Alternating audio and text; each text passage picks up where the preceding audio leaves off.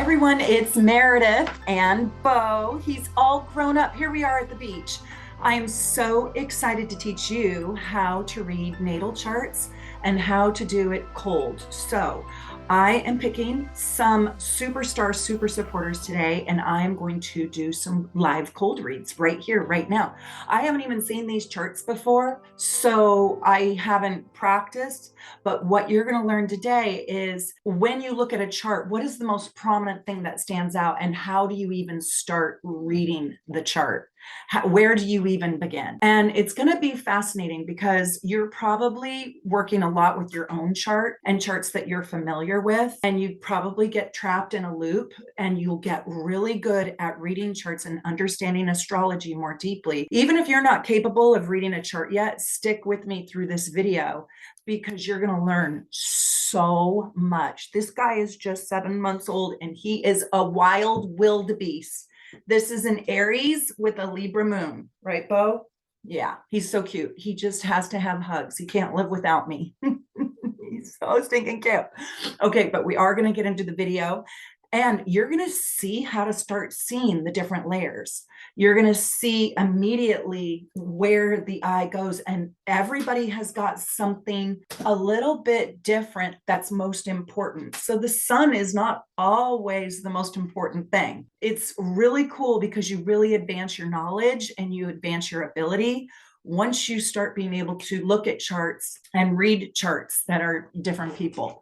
So I'm going to try to keep some of the names anonymous, but you'll know and listen to see if your name got randomly chosen by me. Thank you, supporters, for being with me. I am so grateful for you, and you guys get ready to learn a lot today. Okay, so this is my first chart, and I want you guys to take a look at it. There are some real standouts in this chart.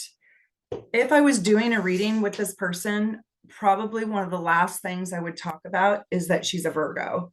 And I mean, it's not important, but it definitely is not. This is what I want you guys to learn. This is so exciting coming out of the gates with this chart, because so many things that I have taught you are glaring. So the first thing I want to say is we have to stop, pause, and say, oh my God, you are a Scorpio rising. And oh my God, you have your nodal axis. So the theme of your fate and your destiny, your past life and your next lifetime, right here on your ascendant. And we need to take note of that because it makes her lifetime very significant and very profound. She really wants to get it right in this lifetime. She wants to do things differently. North node on the ascendant is like having your North Star, your beacon, right here, literally right here. So she is guided by this light that is probably showing up in everything that she does. We know that life is not simple for her. It hasn't been easy. So what is the next most prominent thing that we see? We could say the 11th house and how she is 1, 2, 3, 4, 4 plus Juno, this asteroid. So her Mercury, her Venus, her Mars, and her Pluto are all in Libra in the 11th house plus Juno. So we obviously have to talk about that. But the second most important thing, I think, in this chart is her 29-degree Pisces moon. It's actually 29 degrees, 43 seconds. And so if she's off on her birth time, 10:44, I kind of trust that. But if she was off even just a couple of minutes, that moon could switch to Aries.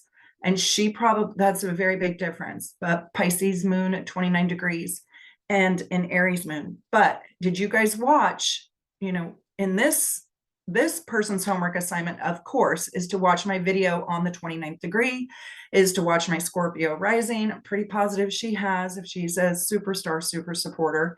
And to really understand what it means to be a Libra. So to watch my entire Libra playlist, even though you're not a Libra rising, you should watch Libra rising. because, and also we need to look at something else. There's one other really, really, really important thing that you need to see in this chart. And even if you can't read the circle, all the boxes are there. They tell you what's happening. And this is our gorgeous natal chart. So if you haven't already bought one, this is what they look like. So let me show you up here. The moon's phase. What is it? It's a full moon. She has a 17-degree Virgo sun, and it opposes her 29-degree Virgo, sorry, Pisces moon. Sorry, I'm thinking too fast. Now, 17 and 29, it's a little bit wide because it's 12, but it is the phase of the full moon, even though it's a really, really wide opposition. And let's go look at these show you all the aspects. And I just started adding on the asteroids. So they do give us the moon opposing the sun. So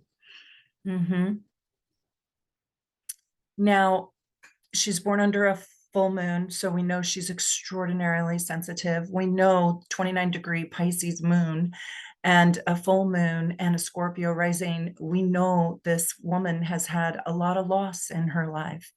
And we know that she's here to really understand her creative expression in the world and maybe find a way to not be too shy and to really put her talents out there into the world. The 10th house, and I hope you guys all watched my video on the 10th house, and then Connie Joe and I also did a whole entire hour on the 10th house.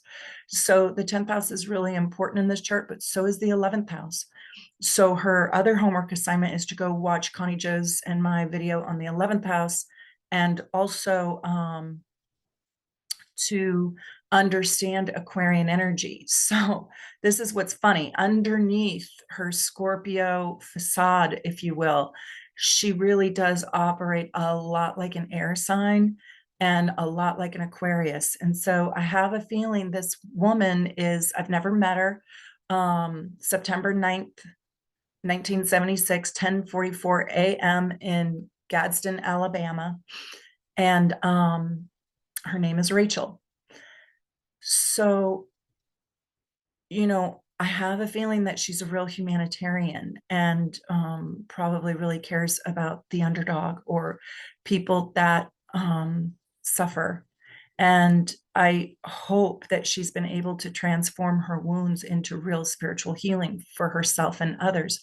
She's old enough now to have already experienced wounds and maybe the transformation from those wounds, right? Her whole life is about, and preparing for her next lifetime is about a Scorpio North node on her rising sign. I mean, it's right there in the 12th house. So taking this emotional pain and suffering from self and others and transforming the wounds into making meaning out of them and learning to do something very profound, creative, and spiritual, and then put that into service in some way for a cause that's greater than her own self. The 11th house. The 11th house is a cause much greater than it's the community's cause. So if you're listening, Rachel, I hope you are. And if you don't mind sharing, tell us a little bit about your life and how this adds up. I also want to say Saturn in Leo in the 9th.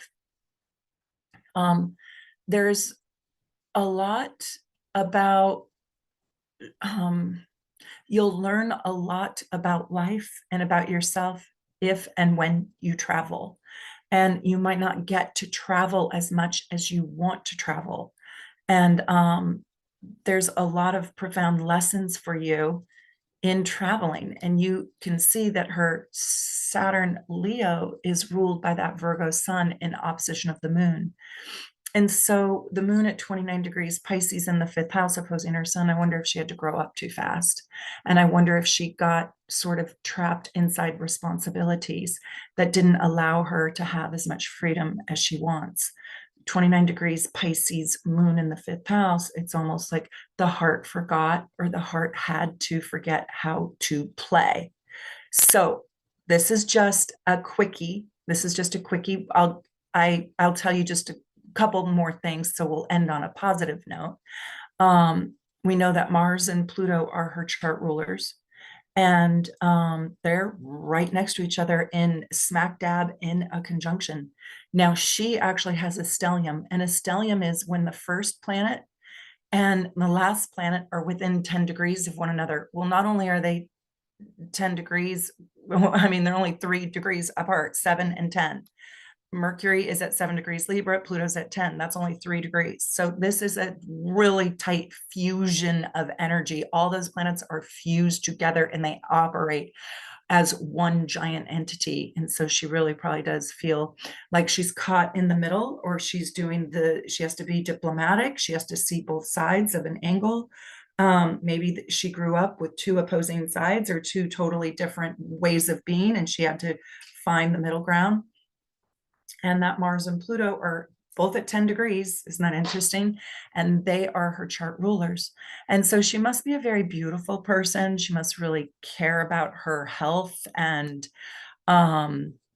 she must, with all that Libra, there's got to be something quite elegant or charming or beautiful or lovely about her. But one of the things I was going to say is I really like her Jupiter placement. Jupiter in Gemini in the seventh, and it's in a really bright aspect to her stellium here. It shows me that she can be a good networker. She can actually be extroverted if she wants to. She's probably a social introvert. She probably knows a lot of people and can be quite popular.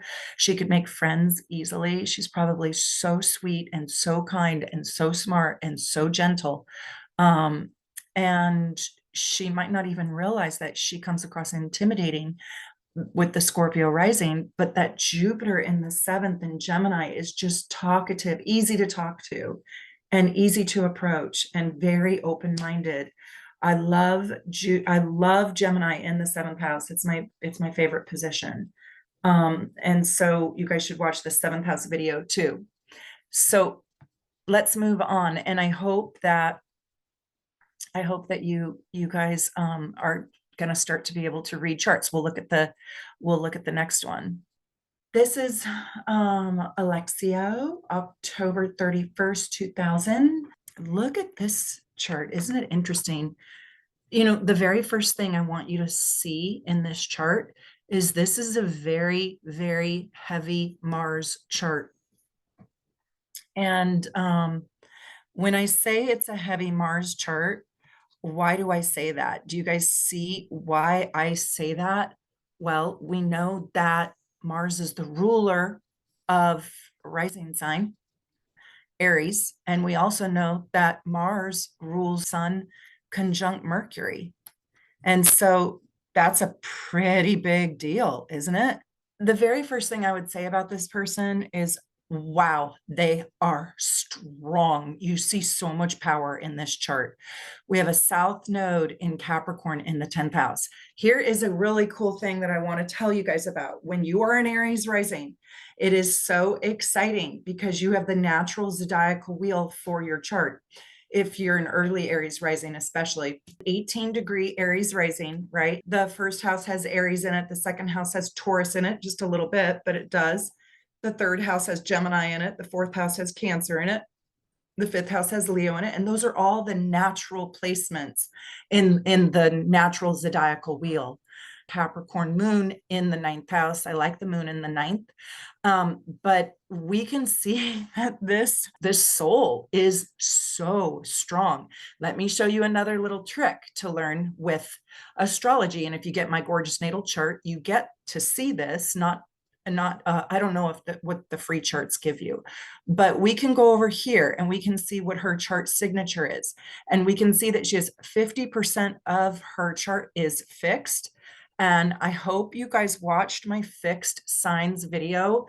Those videos are really, really deep and they go into all the fixed signs, but they talk about what the fixed modality part of your chart is doing. And so 50% is fixed, earth, air, and fire. 2, 3, 2 fire, 20% fire. And then we break the tie with the ascendant, fire ascendant. So that would make this number 3, and this is 3, and this is 3. Scorpio is not chart signature. It's going to be fixed air. Okay, so what is the fixed air sign? Aquarius. Or it's going to be fixed earth, and you have to think about what is the fixed earth sign, and this is in a tie, that's Taurus. And then the third one is fixed fire, right? So which sign is fixed fire? It's Leo. Now, do you want me to really blow your mind? So that's a three-way tie: Aquarius, Taurus, and Leo. No Leo planets, yet expression can be very Leo-like, and Leo can be a chart signature. Isn't that interesting? It's fascinating. Study Leo and how Leo works. And I don't really go into the asteroids. I usually break the tie with the ascendant. But if we were to break the tie with asteroids, we've got 6 here and 2, 3, 4 here and 3 here and 3 here. So it would probably be Aquarius. So Alexio, you'll have to let us know if you can even resonate with any of this. With Leo being your chart signature, isn't that interesting? But we could also make a case that Aquarius is your chart signature. Now let's talk about other prominent things and really important things. I think we got to go look at ruler Mars, because Mars is the old ruler of Scorpio, and it is the ruler of Aries.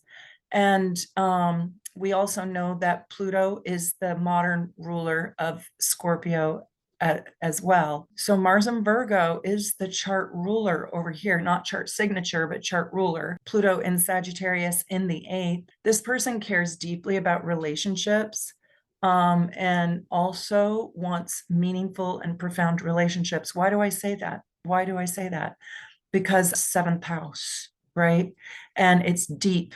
And then the ruler of Sun with Pluto is in the 8th house of intimacy. Very, very strong-willed, but there's also a humble part and a shy part. Why would I say that? Well, Mars is in Virgo. And so Mars is in big time service to what? To other people. I kind of feel like that Sagittarius, Venus, Pluto is another kind of Scorpio characteristic. And it's in trine to ascendant. Do you guys see that?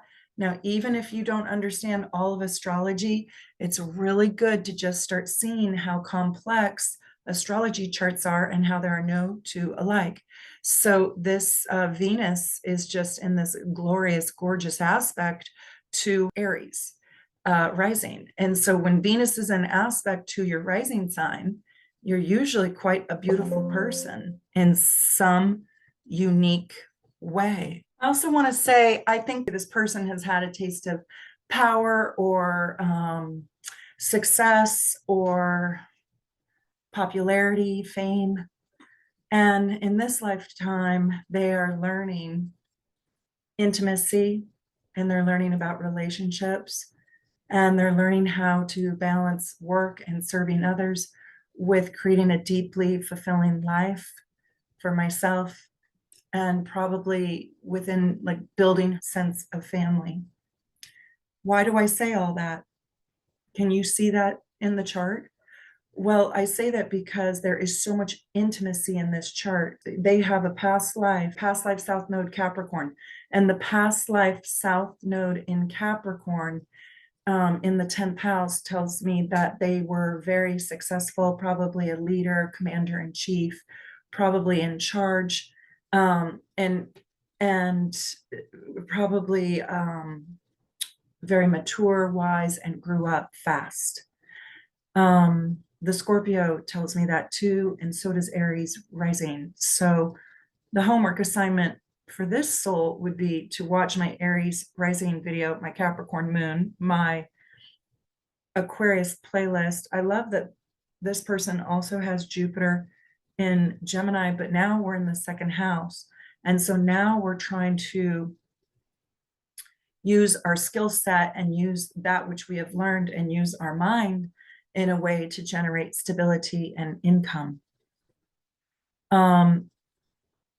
North Node in Cancer in the fourth is really here to learn how to share themselves deeply and intimately with another person. And it's probably really scary. Now, I also want to tell you guys something really fascinating. It's not the case in this chart, but sometimes recently we've started listing the nearest eclipses. So you can see if you were born within 6 weeks of an eclipse, it is, even if it's a partial, it doesn't matter if it's a total or a partial. And this tells you that this was a partial solar eclipse because it was under a new moon. And this was a total full moon eclipse. And this is where the eclipse happened. But we can see the dates right here. So if you get your gorgeous natal chart, you'll be able to check the eclipse dates. And this person was born on Halloween, and the eclipse that happened prior was July 30th, and the next one happened on December 25th, on Christmas that year. So I wouldn't say that that is significantly close. But it's really, really interesting if you are born near to an eclipse. One of the things that I find really beautiful about this chart is I really like Venus Chiron. Now in the 8th, that tells me that there is going to be a wound, and it's opposing Jupiter, and there might be a wound around receiving an inheritance or not, or receiving financial support or not. And this can also, so this can be a financial wound, but this can also be a love wound, but that's not what I love about it. What I love about it is, did you guys watch my Chiron video? You know, Chiron is where you get sort of the magic elixir in your life after it wounds you. And this person's still quite young, born in 2000, just 24 years old. The wound that never heals. However, it turns into a magic elixir that will grow you. And when Venus is in aspect to Chiron, yes, there are deep wounds around self-worth, around love, am I worthy, and money. But once you start facing that wound and you come from a healthier place and you start the growth process, there can be so much magic in that, because you can become a real healer around the tool of love, putting love into the world, loving the unlovable, if you will. And Pluto's in the mix too. And so really helping formulate the psychological paradigm shifts around Venus issues. I really like that. I think there's magic, and I think a partner, the right partner, this person has to stop attracting the wrong partners, but the right partner can also be very healing for you, be very good for you. But first, we got to work through the wound a little bit and start turning it into an aid, an elixir, a tonic for you to drink and help yourself heal from. But this person has so much power in their chart with all this Mars and Pluto, and so much strength. This is no crybaby. This is somebody who learned not to cry.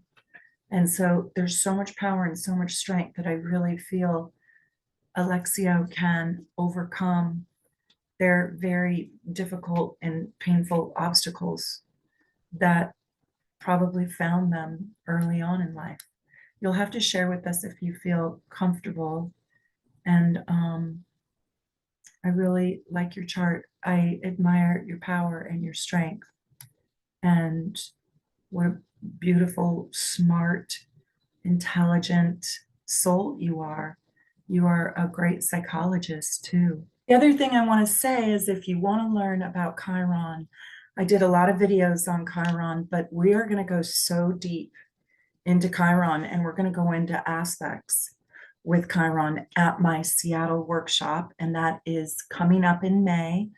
And I sold a few more tickets. So I have about 4 tickets left.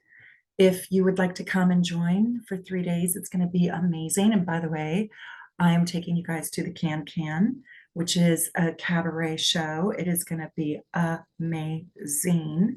And we're going to do a little wine tasting and it's going to be fun. So it's kind of a retreat at night and it's an intense workshop in the day. And if you want to check out the details, it's at soulnavigation.com and you just click on the astrology retreats and workshop. And I would love to have you here. It's going to sell out for sure. You still have a little bit of time if you want to wait. But it's going to be amazing. Okay, so this is Amanda's chart, another superstar, super supporter. Thank you so much. And what can you guys learn about this chart? I mean, wow, right? So I would look at Cancer rising. I would also look at, she was born literally on the partial full moon lunar eclipse, which happened on July 16th, 1981, and she was born on July 11th. So she was born on the 11th, and a few days later, it was eclipse. She was just barely born. She was only home for a few days. And so she was born on this full moon lunar eclipse, and it happened at 24 degrees Capricorn. So it opposed that. See, she was born on a Scorpio. And then we know that the sun moved into Sagittarius for 2 days, then it moved into Capricorn. When it moved into Capricorn, it was a full moon. And not only that, but it was an eclipse. And I wonder, it would be very interesting, Amanda, I think you also go by Mandy, for you to ask your parents if the first few days, first few weeks was a little bit hard for you to adjust, or what happened when they brought you home. And because when you're born on an eclipse, it's very intense. And look, you were really born on one because then you had a total eclipse by the 30th. So just 20 days old, there you are, born on another total eclipse. And that's when the moon circled around to the sun, and the sun and the moon. So, whoa, I mean, that's very intense. And so if we were sitting down and doing a real reading, I would be talking to you about that, because when you're born on an eclipse, you carry that kind of energy inside of you, which is very intense. And with a Cancer eclipse, it's internal, and you're a 12th house sun. And so there is something very deep and very profound. And that 12th house is very, very, very, very key in your chart. And I would spend a lot of time talking about the 12th house. You know, did you feel alone? Did you feel isolated? Were you afraid of the dark? Did you spend much of your life kind of hiding or hibernating? You've got a Scorpio moon, and it's in the 5th house, and that is your chart ruler because you're Cancer rising. And so there's a lot of emotional depth, maybe volatility, like up and down, sensitivity for sure. But look at your past life. I'm sitting here wondering, wow, can she handle all this emotion? And you have this past life in Aquarius where you're very cerebral, and it's in the 7th. You're very good with people. And you have a big Gemini in your chart, right? really big. It's not trine because it's too wide. You guys, when you have a 2 degree and a 25, 28 degree, they're not in trine. They don't make an aspect, but they are in trine by element, but not by degree. So we don't think of it as quite as strong. But you do have a trine down here to your south node to your Jupiter. And you have Pluto in trine to your Mercury and your Mars. So you are a very deep and profound thinker and even communicator. And you would do really well at being like a talk therapist, talking to people about their problems and helping them. You have a deep, deep, deep way about you. But you have enough air in your chart that you have a cerebral objective quality, and it probably feels very safe also to talk to you. You probably search for solutions where all people can win because you have all that Libra in your chart and you've got the trines. So you have the trines connecting into the Libra. The Aquarius and the Gemini don't trine, but both the Gemini and the Aquarius both make trines to your Libra. So that Libra is that strong point in the trine. And so when you do have a trine, you want to try to figure out if like all roads lead to one place. That becomes sort of an apex point in your chart. It becomes very important. And that Libra is very important. So you don't like hurting people's feelings. You like all people to win. You like to be a good judge of character. And it's in the third house. And so that adds a little more Gemini flavor. Let's go look at your chart signature. Your chart ruler, we know, is the moon in Scorpio. You would do great as being like an art therapist or even being a hypnotist in some way. So we know that you've got 40% of your chart in cardinal energy. Cardinal is Cancerian. I did the fixed and I did the mutables. I'm going to be doing the cardinal signs soon, probably for next week or the week after, but it's in the queue. And then you've got 50% in air. So cardinal air, isn't this exciting? You can learn so much by reading other people's charts. So cardinal air is your, and it's by far, it is your chart signature. So what is cardinal air? Libra. And remember, I was just talking about Libra. I haven't seen these charts before. So that's really, really interesting. This lifetime is similar to the last chart that I read. It really is about love and spirituality and finding your own power and not being afraid to really be yourself and let your light shine in the world and really stepping into that Leo energy and putting that in the world, blazing your own creative trails and putting that creativity out there into the world. So it's so fun to teach you how to see different layers and how we don't read just from the sun sign. It's really fun to show you kind of how to just peel the layers or build, I call it a 10-layer cake. This next chart I just pulled up, I haven't seen it. This is going to be Sheri. Oh, and by the way, I should tell you two exciting things. One, my next master class is going to be in March, and I'll give you dates and times on it later, but it's going to be about the nodes. And it's going to be about aspects to the nodes and what story does that say about your destiny, your karma, and your fate. And if you are a super supporter, you get a totally discounted ticket. It's so affordable. I don't know what it is. I can't remember. I think it's $9. It's something. And if you're a superstar super supporter, that's one of your perks, and you get to come for free. And I hope you guys came to my Scorpio Masterclass. It's being edited and it is coming out, and it will be available for sale on my Learn Astrology tab. But that class was so good. This nodes class is going to be big big, big, big. And it's worth the membership. It's really worth it. Oh my gosh. So, oh, and my second big announcement. Oh gosh, I have to tell you guys, I have to tell you, this is so exciting.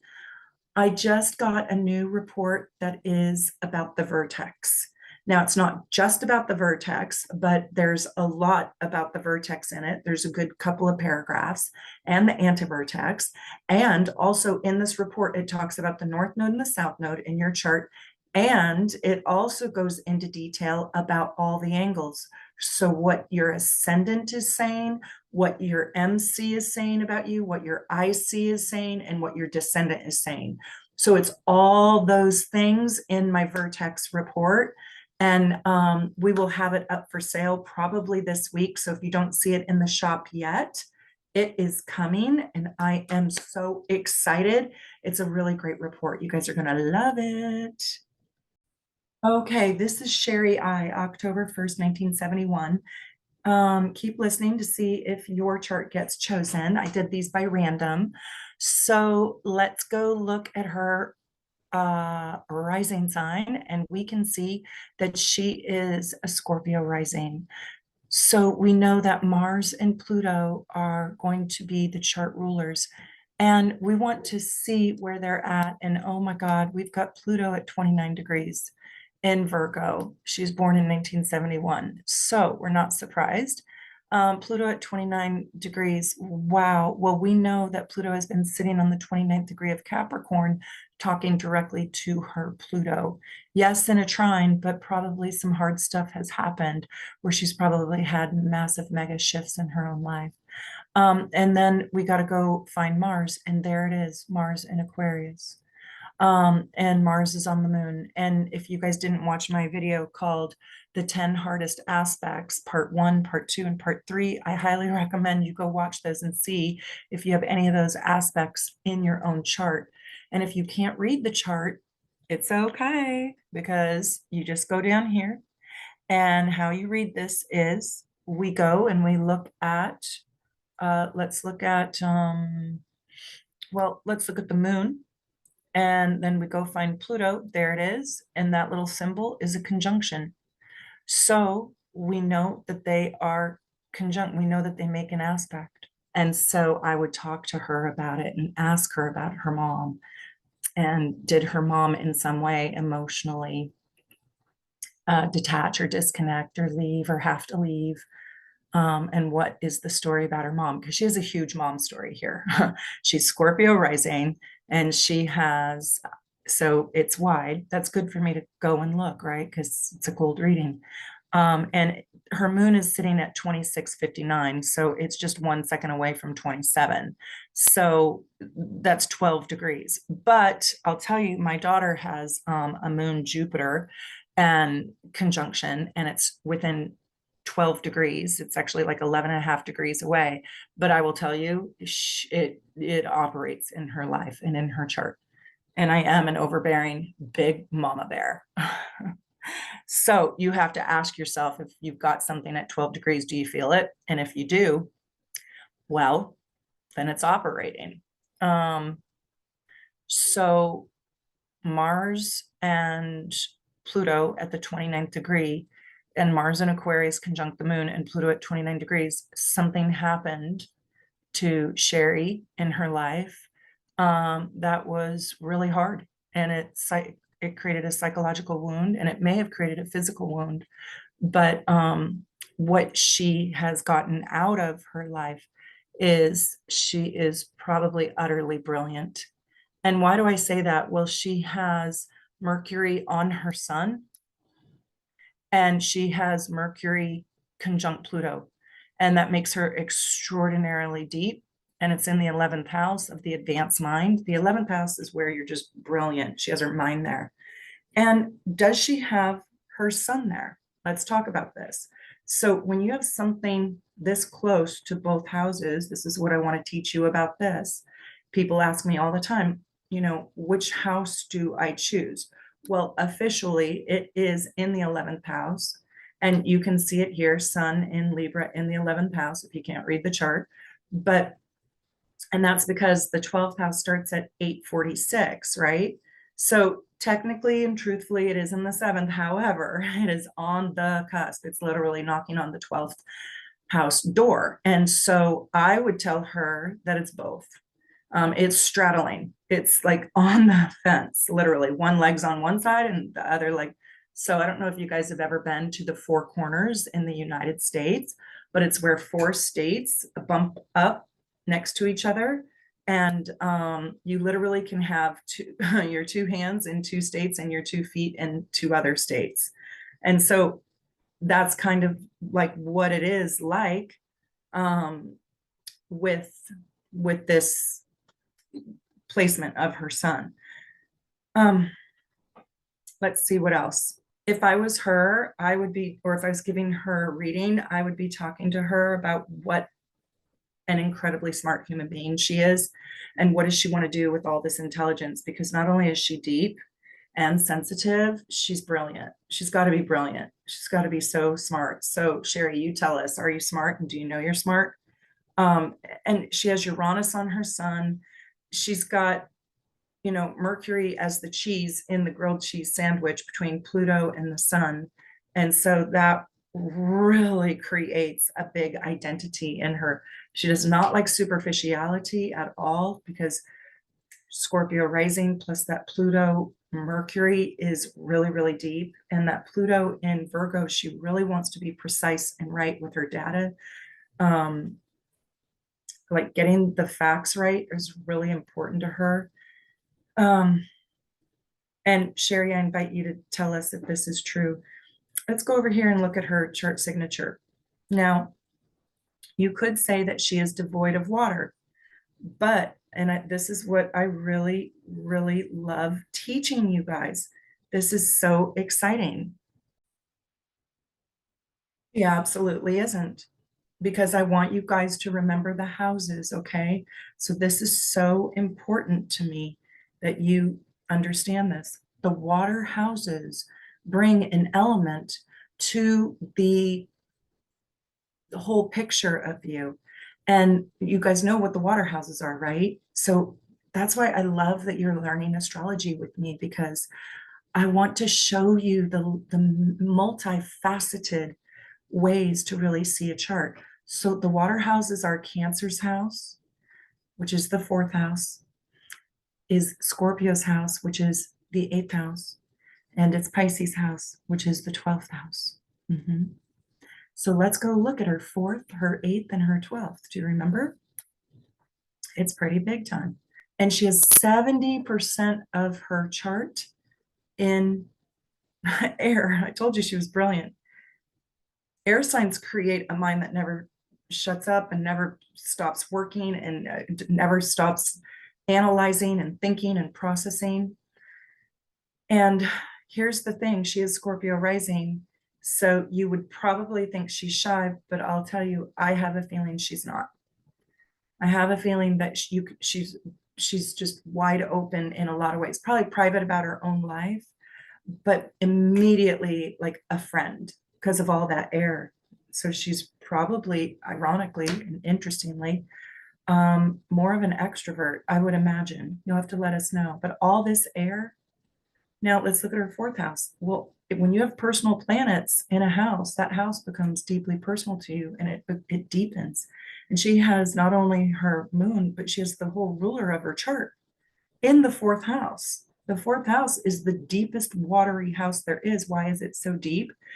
Because it's at the bottom of your chart. Look at the eighth house. My God, Saturn is there. That's all of her lessons, right? And her Saturn is making a gorgeous, almost exact trine to her soul. So that Saturn is attached to her soul's identity. So that's a big eighth house. When you have Saturn in the eighth, that's a big deal too. Because those are the lessons that you're here to learn.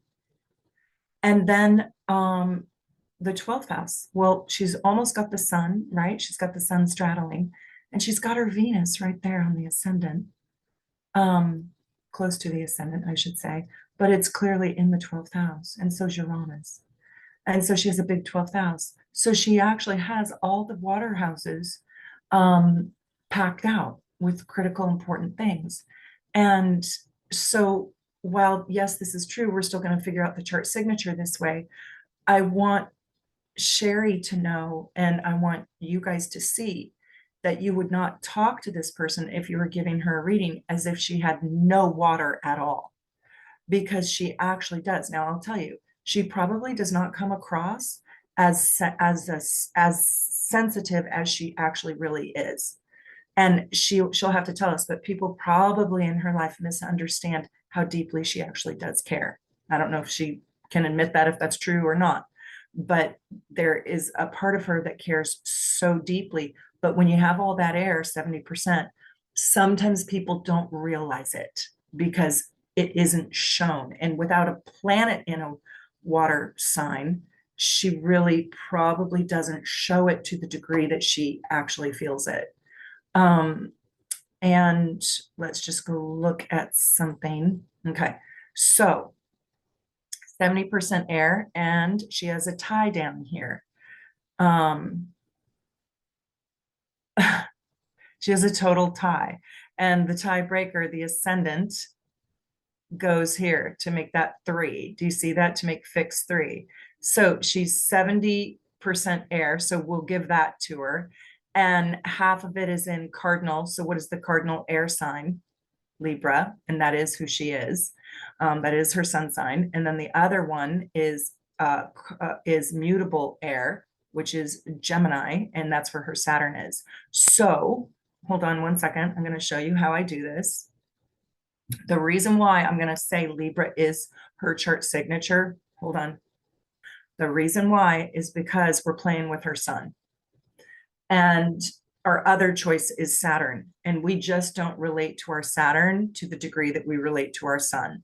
So because her sun is cardinal, and it is Libra, and her chart signature comes up in a tie with Libra and Gemini. She's got so much Libra in her chart, plus her sun sign is Libra.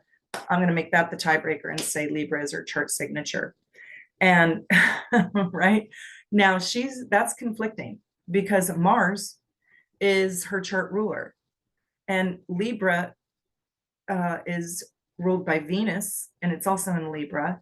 So she's in this lifetime, this woman is dealing with highly personalized relationships, and she's learning how to communicate, talk, write, speak, sing, use her voice around them.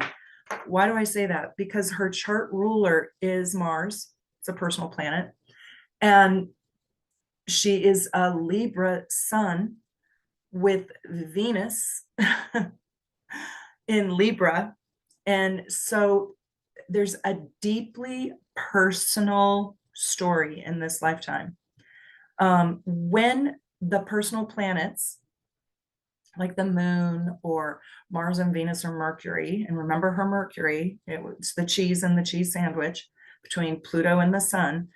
So when you have the closest planets to the sun, so the sun, Mercury, moon, Mars and Venus, exalted like Venus and Libra, like the moon in Cancer, right? Like Mars and Aries or Mars and Scorpio, or when they're in high aspect or interaction, this lifetime is going to be deeply, deeply personal. Now, there's a lot of people in the world. You're going to say to me, Meredith, isn't that for everybody? No. Some people, this lifetime is about their daughter, or is about their father, or is about their job, or is about their mission, or is about being a doctor and saving lives in Doctors Without Borders, or it is about something other than themselves.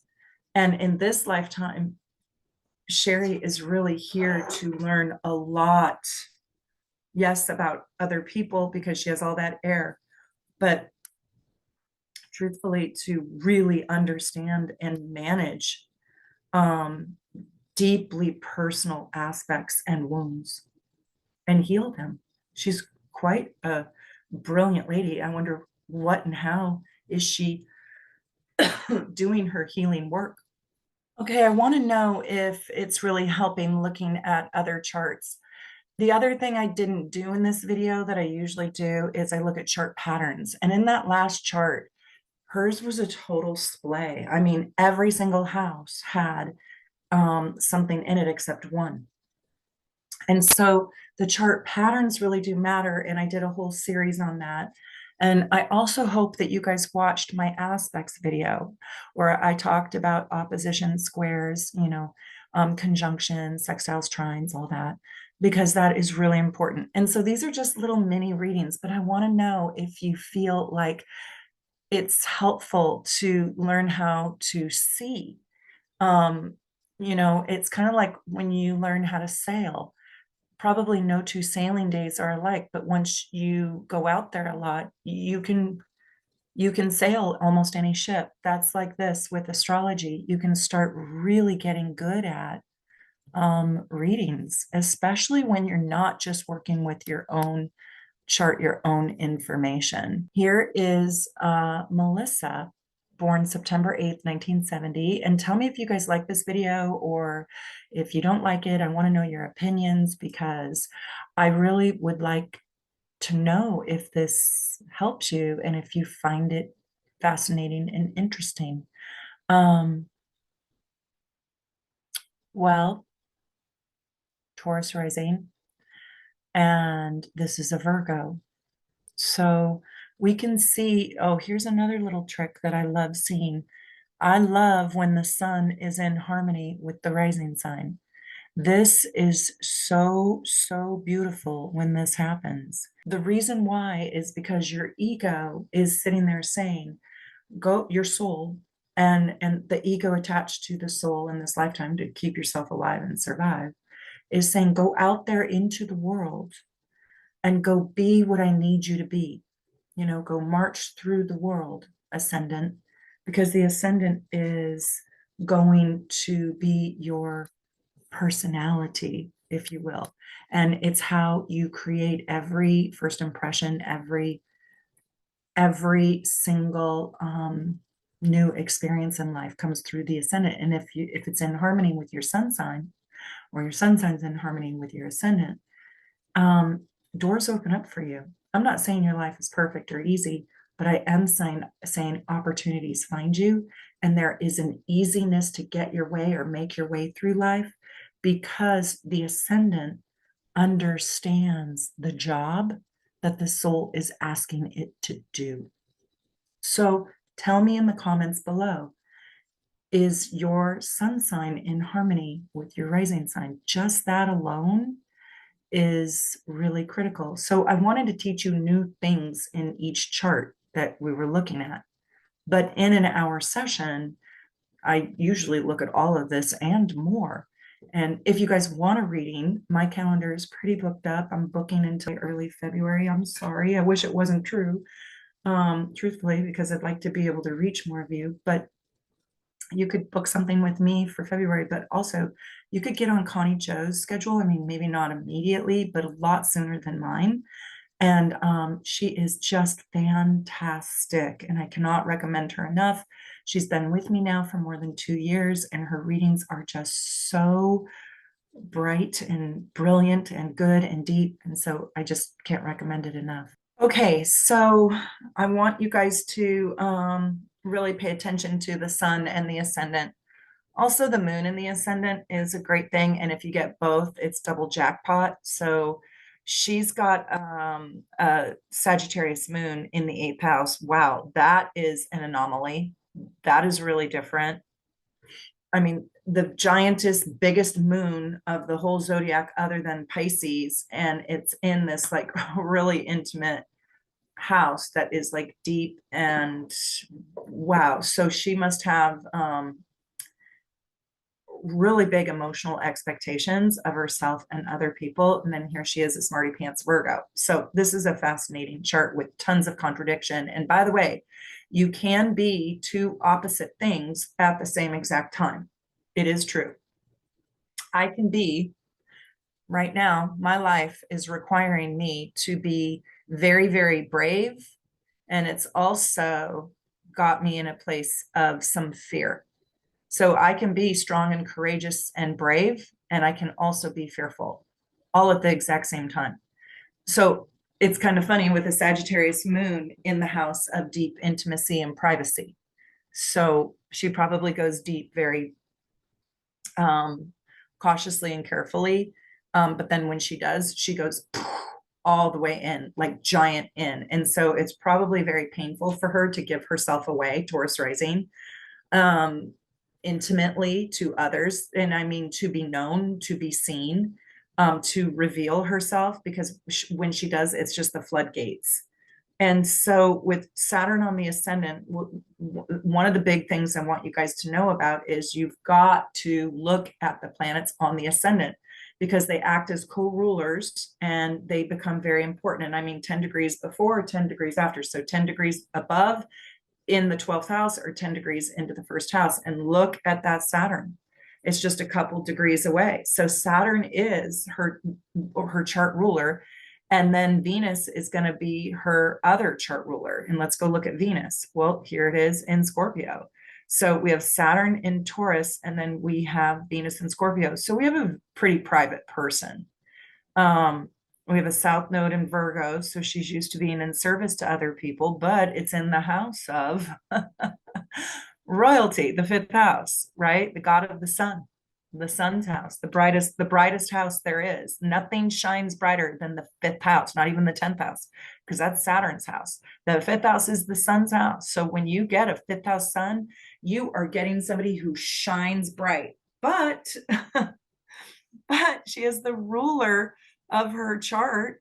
Saturn, shy and like restricted. I say Saturn is oppressed, repressed, and sometimes depressed, but it doesn't have to be the case. But there's a pressure with Saturn rising. Like you got to be responsible and do right and do good things and be dutiful and loyal. This is a very loyal chart, by the way. Virgo in Leo's house. Why is the fifth house Leo's house? Because the fifth house is naturally ruled by Leo. It is the house of the sun, and she has her sun there. So it's exalted. The sun is comfortable in the fifth house, but it's in Virgo, so it's shy. And her other chart ruler, Venus, because Venus rules Taurus, is in Scorpio, which is shy, but it's conjunct to Jupiter, which is not shy. So the fifth house is not shy, but Virgo is. Venus in Scorpio is shy because it's Scorpio, but not when it's next to Jupiter. The Sagittarius moon is not shy, but it gets inhibited in the eighth house. Taurus rising ruled by Venus is not shy, but you put Saturn on it, now it's reserved. So there's this interplay with, do I put myself out there or do I go behind the scenes where I'm comfortable? She's very comfortable being a grip on the set, not being the superstar. But truthfully, North Node in the 11th, but it's literally straddling, just like that other chart, the 10th. So kind of born to be famous, but do I want it? Yes, I do. Sag moon. Yes, I do. Venus and Scorpio, but I want to do it in a meaningful, deeply intimate with magic and purpose. And this could be a massively creative human being. I'm wondering if this is a painter, a dancer, a singer, a songwriter, a producer, an actress. Like, what do you do, Melissa? This is and Venus, Jupiter in the sixth. That is really interesting. Like health, wellness, and self-improvement. I think this person is a perfectionist. I think this person has giant dreams that are hidden. Moon in the eighth house in Sag. I hope to God, Melissa, you watched my Sagittarius moon video. That was a hard video to do because there's so much elation and joy and idealism in a Sagittarius moon. And that when things don't turn out, it can be very, very painful. Let's go look and see if you were born on an eclipse. So you're born on September 8th, and how you look at this, if you guys want to get your gorgeous natal chart, you can see the eclipses, September 8th. So August 31st, I would say that's pretty darn close. And that's when the sun was conjunct with the moon in Virgo. And then you were born on the 8th, and then Scorpio, and then Sag, and then there you were. So that is really interesting. Let's just take a look at that just for 1 second. So the eclipse happened while you were still in the womb on the 31st of August, and then you were born right after Labor Day. So your mom probably was wondering if you were coming early, and I wonder if you were late or if you were on time or if you were early. How did that play out? You were not born on the eclipse, but you were born 1 week later. So we do say that it's close enough. And so there's a lot of emotion. So what an eclipse means when you're born on an eclipse, so you guys let me know if you're born on the eclipse, is that you come in sort of with rocket fuel. So whatever is in your chart, it will sort of be extra intense or with extra torque, extra throttle. It can be a little bit feeling like you're stuck a little bit in a loop around your lessons where it takes a lot to get out of your lessons and onward, beyond them, beyond the things that hurt you. It can be a little bit hard to let go of those wounds because you were born in an eclipse where it keeps repeating. I have to say, I kind of like that you gave yourself a Sagittarius moon because it's the joy in your chart. And you can see that your chart signature is mutable. Earth is Virgo. And so I like a Sag. I know it's the elements are square, and you do have moon square sun, and you have it in the 8th house and the 5th house. So that makes me want to ask about your mama. And you have Pluto conjunct the sun. I hope you watched my Pluto playlist. And this makes me want to ask about your mom and what happened. Dad looks like he's a very dominant figure in your life. Look at this. The Mercury is an exact trine to Dad. Now, sometimes when this is Dad sitting on your ascendant telling you who to be and what to do and how to do it and rules and regulations, this can go 2 ways. One, this can be an overly domineering father who kind of was too domineering, too strong, and oppressed you, even like you were afraid to make a move, make a mistake, because you were fearful of the ramifications. It can also mean that there's a great deal of respect for him. And it can also mean that whatever he did or did not do, that it really shaped your whole identity. So if you have the moon there, that means mom. If you have dad there, if you have Saturn there, it means dad. So that's very, very interesting. You have a very, very powerful chart as well.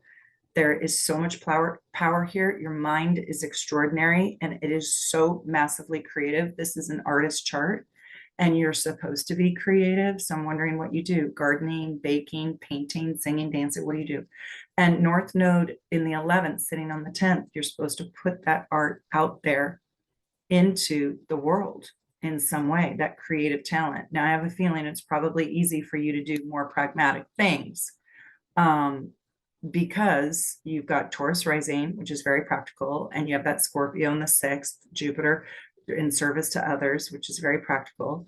But you really are here to learn how to do the North Node in Pisces. And so I want to ask you, how are you doing the North Node in Pisces in the 11th and the 10th? There's a healer in that somehow. And there's a creative agent. There's something magical about your life, but you've got to get unstuck from the Taurus and the Virgo to find it. And I really recommend you watch my entire Taurus playlist and you watch my Virgo playlist. You probably already have.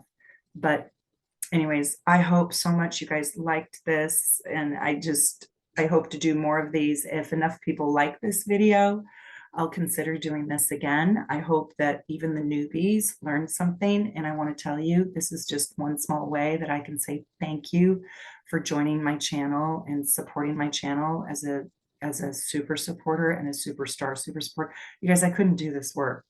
I absolutely could not do this work without my members joining. So I'm so grateful for members who just joined because you care and you like the content and you like the material and you want me to keep going. I really, really, really appreciate it so much because it just lets me take time from my life and put my energy into this. And I love doing this for you. So I hope you're learning a lot and I hope you'll continue to learn with me. And I can't wait for our journey together from my house right here in Seattle, where clearly I'm not, to wherever you live in the world. I wish you just the very, very best. Take good care.